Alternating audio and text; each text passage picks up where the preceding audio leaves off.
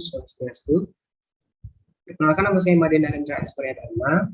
Jadi kali ini saya akan menjelaskan tentang hasil tugas UAS saya dalam mata kuliah pengantar dan teori arsitektur.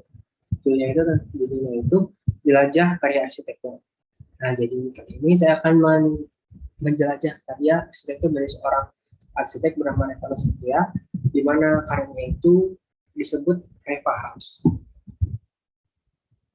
Baik, sebelum saya menjelaskan lebih lanjut lagi, saya menjelaskan dulu rumus dan masalah yang akan kita bahas dalam presentasi ini. Yang pertama, siapa itu Reva Nusantara? Yang kedua, bagaimana analisis karya arsitektur Reva House? Yang terakhir, apa saja unsur dan faktor dalam karya arsitektur Reva House? Langsung saja kita ke biografi arsitek. Reva Nusantara ini seorang arsitektur muda, lahir di Semarang tahun 1984. Ia menyelesaikan studinya tahun 2006 di Universitas Katolik Parahyangan, Bandung, atau yang biasa kita sering kenal itu Unpar. Nah, jadi Reva Nusantara ini membangun rumah kediamannya sendiri yang ia beri nama Reva House. Reva House ini akan kita bahas di analisis ini. Analisis karya arsitektur. Jadi sebelumnya kita tahu seorang arsitek itu tidak bisa dikatakan sebagai seorang arsitek jika tidak memiliki karya arsitektur. Jadi begitu pula seorang Reva Nusantara, selain memiliki karya arsitektur untuk kliennya, dia juga menuangkan karya arsitektur pada kediamannya sendiri. Yang tadi sudah saya jelaskan diberi nama Reva House. Itu Reva House ada di Semarang, tempat kelahirannya, dan lokasinya itu saya lihat sekitar di bukit-bukit itu. Nah, ini ada tampak denah dan juga ada tampak potongannya. Nah, jadi Reva Nusantara dalam merancang Reva House ini menginginkan sebuah rumah yang bisa yang mengikuti gaya hidup modern, yaitu life work residence. Apa itu life work residence? Life work residence itu dari urat katanya sudah kita menemukan life dan juga work, yaitu kegiatan kehidupan. Kalau di sini kegiatan keluarga yang karena sudah berkeluarga, dan juga work atau bekerja. Jadi menginginkan dalam sebuah rumah itu ada kegiatan pekerjaan dan juga kegiatan keluarga yang dapat berdampingan tanpa mengganggu satu sama lainnya. Nah, itu yang disebut namanya life work residence. Nah, selanjutnya, untuk luas rumah kediaman Reva Nusantara ini tidak terlalu besar ya. Rumahnya rampung pada tahun 2014 dengan luasnya sekitar 222 meter kuadrat atau bisa dibilang sekitar 2 are. Nah, dengan tempat tinggal yang tergolong kecil ini, bukan besar ya, tergolong kecil untuk rumah keluarga, apalagi rumah keluarga yang di dalamnya itu digunakan bukan hanya sebagai tempat istirahat, tapi juga sebagai tempat kerja. Ingat seperti tadi, life work residence. Nah, Reva Nusantara ini merancang bangunan ini sangat detail, sangat hati-hati, karena setiap keputusan yang kasar akan berdampak sangat besar pada karakter tempat tinggal ini. Nah, salah satu strategi penggunaan dari Reva Nusantara yang membuat saya tertarik adalah penggunaan material kaca. Material kacanya bukan sebagai hanya untuk jendela atau sebagai jendela atau ya pokoknya atau jendela lah ya. Tapi kaca itu digunakan sebagai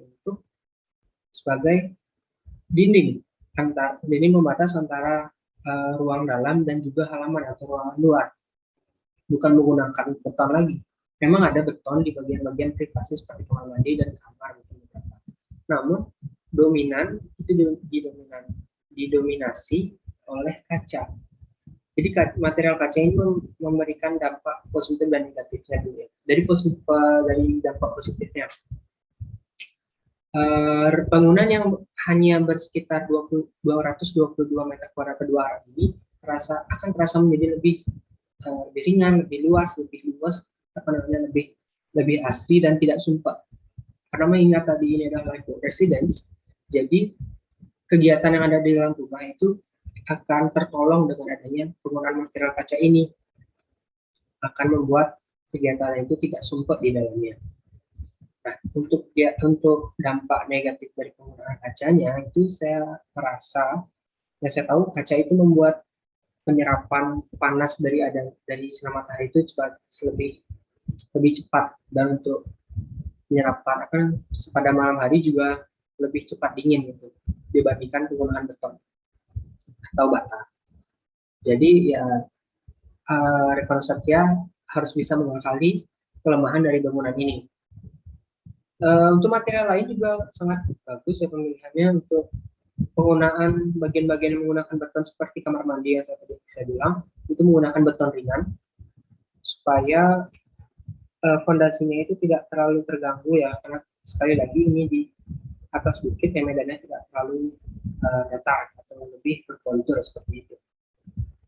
Itu menggunakan beton ringan. Lalu ada juga ini di dalam gambar kita bisa melihat penggunaan wood terrace, teras di luar rumah itu menggunakan wood terrace dari kayu ek Prancis.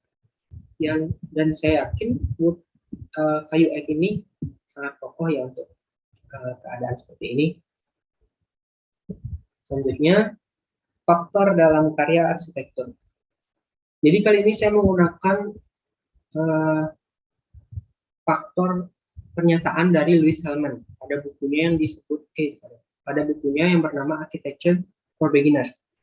Jadi Louis Hellman ini mengemukakan 5 pernyataannya, yaitu 5 pernyataan tentang faktor terjadinya arsitektur. Yaitu ada needs atau kebutuhan, teknologi atau teknologi, climate atau iklim, culture atau budaya, dan society atau kemasyarakatan.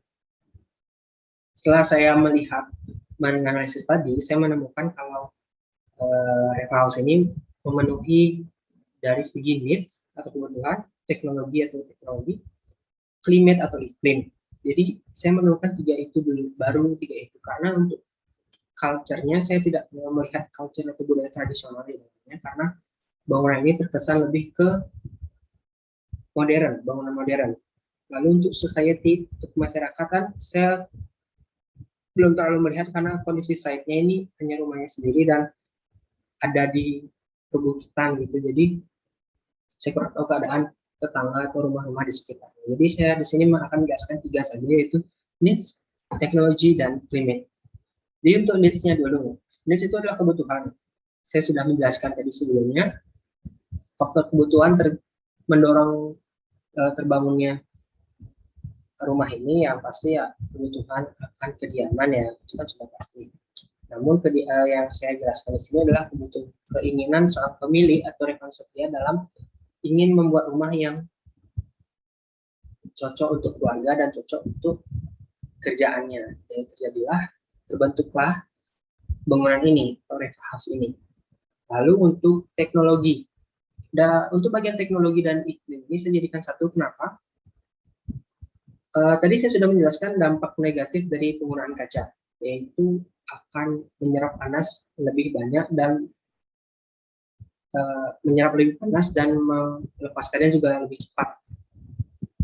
Jadi harus ada akalan supaya terjadi kenyamanan termal di dalam ruangan ini. Yang paling mungkin adalah penggunaan tirai. Jadi dalam bentuk sistem teknologi dan iklim ini saya jadikan satu.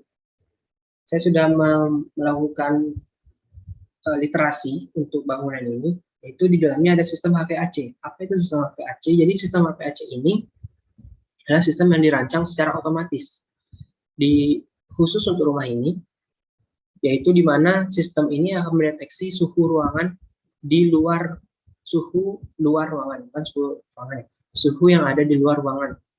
Lalu diinformasikan dalam basis internet ke tirai itu. Jadi tirainya ini otomatis ya, menutup dan terbukanya itu otomatis mengikuti keadaan di luar rumah.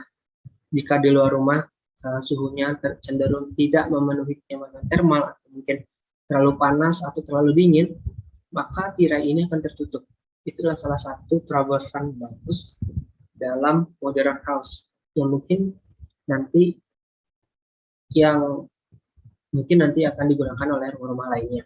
Tapi untuk penggunaan dalam rumah ini itu sangat signifikan dan sangat membantu ya. Kita melihat tadi juga penggunaan kaca itu sangat dominan. Jadi sistem HVAC ini sangat berpengaruh.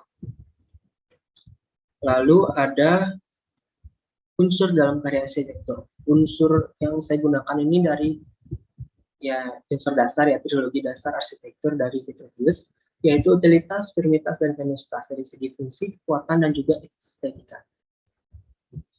Untuk dari segi fungsi, saya melihat Reva House ini setiap jangka ruangnya itu dioptimalkan oleh Reva Satria, karena tadi saya jelaskan lagi ya, bangunan kecil namun kegiatannya tuh sangat padat di dalamnya. Jadi setiap ruangan tuh harus berguna, harus bermanfaat bagi pengguna di dalamnya. Maka dari itu utilitas atau fungsinya yang di sini sangat bagus dan sangat memenuhi kebutuhan yang ada. Lalu firmitas atau kekuatan. Balik lagi tadi saya juga menjelaskan kalau letak Reva House ini berada di perbukitan. Yang mana kita tahu perbukitan itu tidak selalu datar ya, tidak sedatar dataran-dataran di kota gitu. Jadi kalau di perbukitan bukan mungkin sih, pasti ada kontur tanah yang tidak selalu datar. Maka dari itu struktur dari fondasinya itu harus kuat dan pemilihan material itu tidak boleh semena-mena agar strukturnya itu cukup menopang dan tidak terbebani terlalu berat. Dan terbukti bangunan ini terbangun atau rampung. Bangunan ini rampung pada tahun 2014 sampai sekarang masih ada dan bahkan masih tinggali. Itu membuktikan bahwa bangunan ini firmitas atau kekuatannya cukup bagus. Lalu yang terakhir, venustas atau estetika. Saya tidak mau berbicara banyak di estetika karena terlihat dari foto-foto yang sudah saya berikan tadi, material, suasana, pemilihan bahan, warna, kondisi existing, lalu komposisi bangunannya sangat nyaman ya. Saya sebagai pengamat saja sudah merasa kalau bangunan ini cukup nyaman atau sangat nyaman untuk ditinggali. Itu sebagai pengamat, apalagi saya tinggal di dalamnya, pasti sangat nyaman. Jadi menurut saya bangunan Reva House ini memenuhi 3 unsur arsitektur yang unsurnya itu unsur dasar ya, unsur dari Vitruvius. Nah, itu kita sudah menjelaskan mencapai rumusan-rumusan masalah yang tadi kita sebutkan, lalu kita sampai di kesimpulan. Kesimpulan yang pertama, Reva Satria merupakan seorang arsitek muda yang memiliki banyak sekali penghargaan atas hasil kerja kerasnya di bidang arsitektur. Lalu yang kedua, analisis tadi kesimpulannya desain hunian dari Reva Satria ini memiliki komposisi ruangan yang sangat mumpuni untuk terciptanya suatu life work residence, di mana rumah tidak hanya sebagai tempat beristirahat, namun juga bisa dijadikan sebagai tempat kerja juga. Lalu pemilihan materialnya pun sangat mendukung kenyamanan keluarga yang ada di dalamnya. Dan yang terakhir, unsur dari faktor tadi, rumah ini memiliki beberapa faktor arsitektur, yaitu faktor kebutuhan, teknologi, dan iklim. Lalu rumah ini juga memenuhi unsur-unsur trilogi arsitektur yang dikemukakan oleh Vitruvius, yaitu venustas, firmitas, dan juga utilitas. Baiklah, sekian presentasi dari saya. Mohon maaf jika ada salah-salah informasi dan kata. Saya ucapkan terima kasih lagi dan Om Santi Santi.